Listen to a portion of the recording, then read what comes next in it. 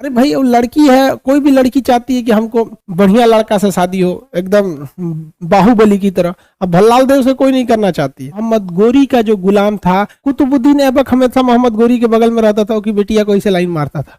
कुतुबुद्दीन ऐबक जो था उसने सीधे सीधे किसकी बेटी से फंसा लिया, गौरी के। अब भाई साहब जब गौरी को ये बात पता चली, इस ससुर हमारी बेटिया को फंसा लिया, ये बहुत खचरा निकला यहाँ पे। तुरंत मोहम्मद गोरी तलवार निकाला, ये बर्बाद कर देंगे हम तुमको। फर्स्ट बैटल ऑफ तराइन, इस युद्ध में मोहम्मद गोरी हार गया। अब पृथ्वीराज क्या हो गए, जीत गए। लेकिन इसके बाद कुछ हो गया गड़बड़। एक साल बाद गड़बड़ क्या हो गया कि पृथ्वीराज चौहान जो था ये यहाँ पर थे, और जयचंद की बेटी जो थी, जयचंद की बेटी का नाम था संयोगिता।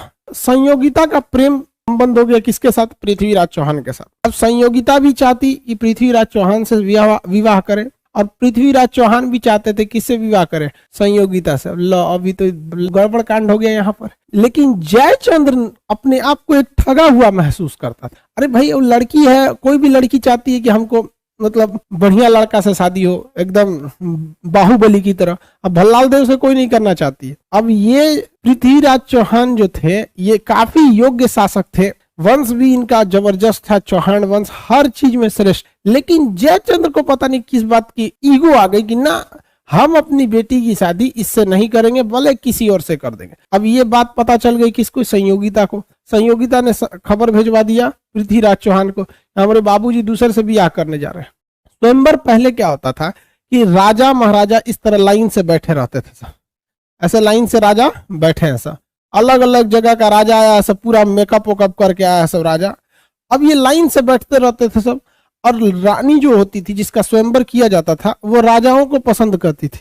ऐसे कौन सा राजा इसको सबसे ज्यादा पसंद है, फला जगह के राजा स्वयंवर में। ऐसे महाभारत में भी देखेंगे स्वयंवर हुआ था। स्वयंवर में पृथ्वीराज चौहान को जयचंद ने बुलाया ही नहीं, हालांकि पृथ्वीराज चौहान की अपमान करने के लिए, कहानियों में ऐसा भी है, तो पृथ्वीराज चौहान का पुतला लगा दिया वहां पे, जयचंद ने पुतला लगा दिया। तो ये बात बहुत खराब लगी किसको, संयोगिता को। संयोगिता किसी को पसंद नहीं की, और जयचंद भाई भड़क गया कि भाई तू किसी भी लड़का को इसमें पसंद नहीं कर रही है, ब्याह किसे करेंगे हम। संयोगिता ने संबंध खबर भेजवा दिया किसको, पृथ्वीराज चौहान को, कि आज हमको लेके चलना है। तो भाई पृथ्वीराज चौहान भी काहे को कम, ले आ घोड़ा निकालो, सैनिक चलते हैं। तो यहाँ से सीधे लेके चले गए कहाँ पर, स्वयंवर में, पृथ्वीराज चौहान। और स्वयंवर में सबके सामने संयोगिता ने पृथ्वीराज चौहान के गले में हार डाल दिया, मतलब यही पसंद किए हैं इनको। और पृथ्वीराज चौहान लेके चल दिया किसको, संयोगिता को, अपने यहाँ शादी ब्याह करके। अब यहाँ जयचंद्र की डबल ट्रिपल बेइज्जती हो गई। पहली कि उसकी बेटी उससे शादी कर ली जिससे वो नहीं चाहता था, दूसरा वो जयचंद्र और इसमें पृथ्वीराज चौहान में एक बेटी लेके भाग गया, एक दूसरा झमेला हो गया। तीसरा क्या हुआ, पूरे बीच स्वयंवर में से लेके भाग गए। अब इसमें बवाल हो गया किसके साथ, जयचंद के साथ। अब यही गड़बड़ हो गया, जयचंद ने दिक्कत कर दिया। जयचंद मोहम्मद गोरी से संपर्क कर लिया, ये दोनों आपस में संपर्क कर लिए सब। अब जयचंद्र ने कहा मोहम्मद गोरी से कि तुम आ जाओ। मोहम्मद गोरी कहाँ का रहने वाला था, अफगानिस्तान का। जयचंद और मोहम्मद गोरी आपस में मिल गए। अब इससे मोहम्मद गोरी को फायदा ये नहीं हुआ कि जयचंद बहुत बड़ा शासक था, नहीं, जयचंद्र को हर वो खुफिया रास्ता, हर वो खुफिया जानकारी पता थी जो मोहम्मद गोरी के लिए जरूरी थी। दुनिया का कोई भी चीज हो, हर चीज की कुछ ना कुछ कमजोरी होती है। इसलिए पृथ्वीराज चौहान की सेना की क्या क्या कमजोरियां थी, वो सारी कमजोरियां जयचंद को पता थी।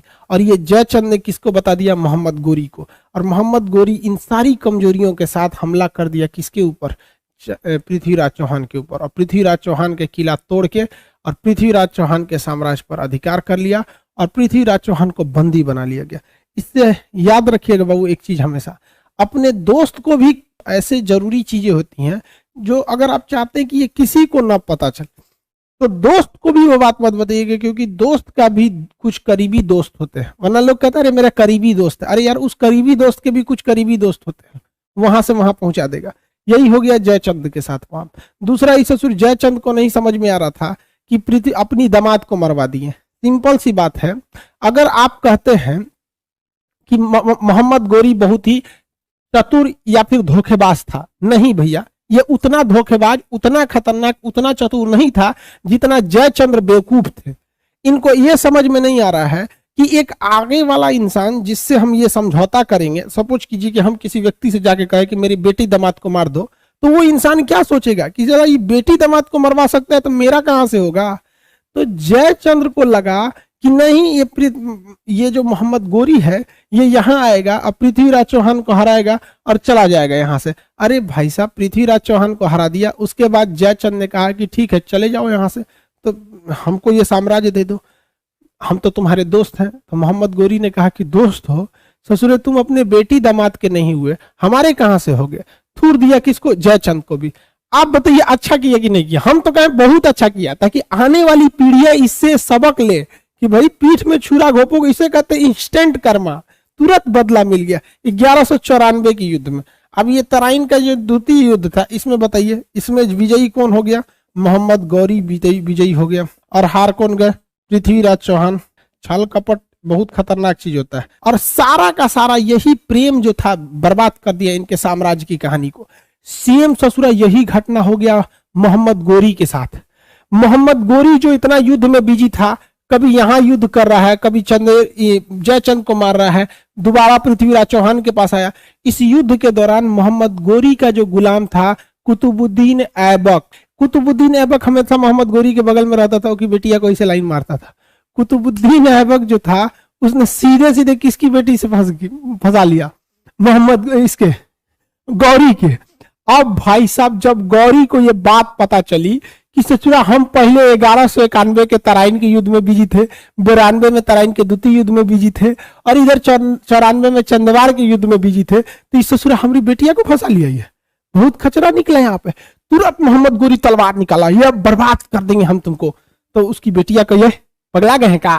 वो देख रहे हैं इस शादी ब्याह के चक्कर में पृथ्वीराज चौहान मारा गया और जयचंद भी मारा गया, आप अहू चल जाएंगे चुपचाप से, ये गुलाम है तो क्या हुआ, हम एकरे से ब्याह करेंगे। तो मोहम्मद गोरी कहा कि भाई ठीक है करिए, आपस में झगड़ा कर ले कोनो फायदा नहीं है। यहाँ मोहम्मद गोरी ने कहा कि ठीक ठीक चल तो रही से ब्याह कर देंगे।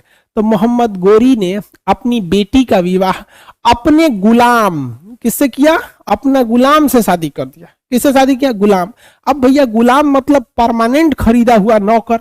अब भैया शादी तो कर दिया, अब उस ससुराल जाएगी कहां से?